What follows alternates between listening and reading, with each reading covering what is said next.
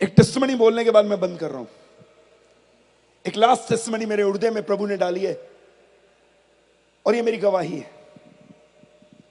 मेरी पत्नी को सन 2006 में 1 जनवरी 2006 को 2006 को मेरी वाइफ की कोख से एक बच्चा पैदा हुआ। मैं एक चर्च का पादरी था, असिस्टेंट पास्टर 10 साल रहा और मेरी wife dental college, Christian medical college CMC में काम करती थी। 1/1/2006 को नए साल पे खुदा ने मुझे गिफ्ट दिया एक बेटा। उसका नाम रखा रूएल मार्क शालोम। उस समय उसका नाम रूएल था। रूएल का अर्थ होता है फ्रेंड ऑफ गॉड, प्रभु का दोस्त। उसके बाद मेरी वाइफ को 2009 में दोबारा कंसीविंग हुई। 2006 के बाद दोबारा उसको बच्चा ठहरा गर्भ में 2009 में। मेरी वाइफ सीएमसी में काम करती थी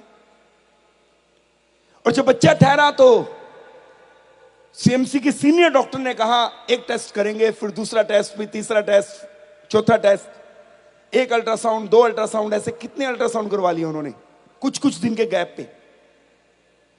और फाइनली उन्होंने एक दिन एक अल्ट्रासाउंड निकलवाया और मेरी वाइफ को बुला के इस प्रकार से कहा तुम्हारे हस्बैंड को बुलाओ।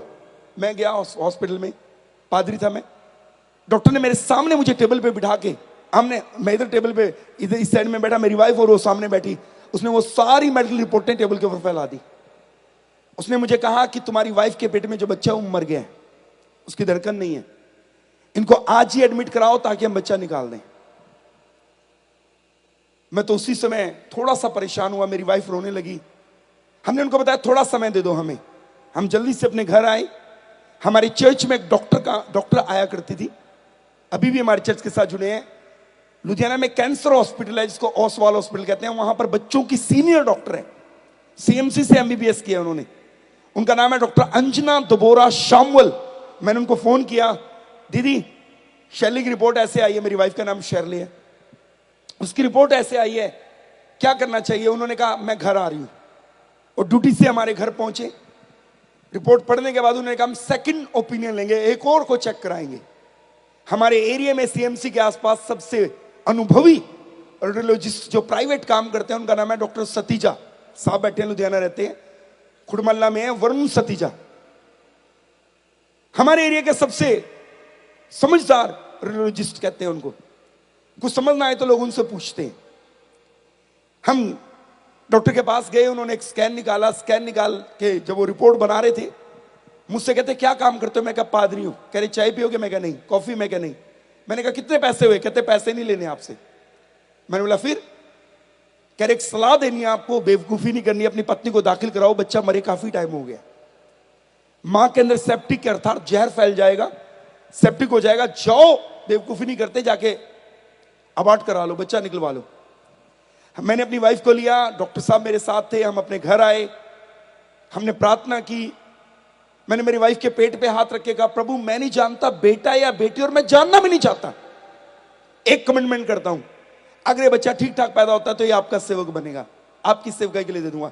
ये प्रार्थना करने के बाद वाइफ के पेट के ऊपर हाथ रखकर मैं अपने प्रेयर रूम में गया। लगभग पूरी रात मैं स्वर्ग की ओर हाथ उठाकर प्रार्थना करता रहा, लगभग, ऊपर नीचे हो सकता है थोड़ा, प्रार्थना करता रहा, खुदा के आगे घुटने टेक करके वर्शिप करता रहा, प्रार्थना करता रहा, प्रार्थना करता रहा, प्रार्थना करता रहा। सवेरे मैं अपने वाइफ के बेडरूम में आया, हमारे बेडरूम में आया। मैंने मेरी वाइफ को, वो उठी हुई थी क्योंकि वो रात को रो के सो गई, मैंने उससे पूछा तुझे क्या लग रहा है? उसने कहा मैं रात को सोई नहीं। मैंने बोला क्यों? कहती पूरी रात मेरी कोख में एक बच्चा अंदर से लात मारता रहा। हम उसके बाद अस्पताल नहीं गए। मैंने मेरी वाइफ को कभी नहीं बताया। डॉक्टर मुझे अलग से बुला बुला के कहते थे, दूसरों के द्वारा मैसेज दे दे के कहते थे बच्चा अब नॉर्मल होगा, उसका ब्रेन नहीं बनेगा, ये नहीं बनेगा, वो नहीं बनेगा, अपाहिज बच्चा पैदा होगा, सारी जिंदगी लेके घूमोगे, ना जाने क्या क्या बातें बोली जाती थी। हम दोबारा हॉस्पिटल गए ही नहीं। 9 महीने के बाद हम हॉस्पिटल पहुंचे, हमने लिख करके दिया पहला बच्चा सिजेरियन था, ये भी सिजेरियन चाहिए।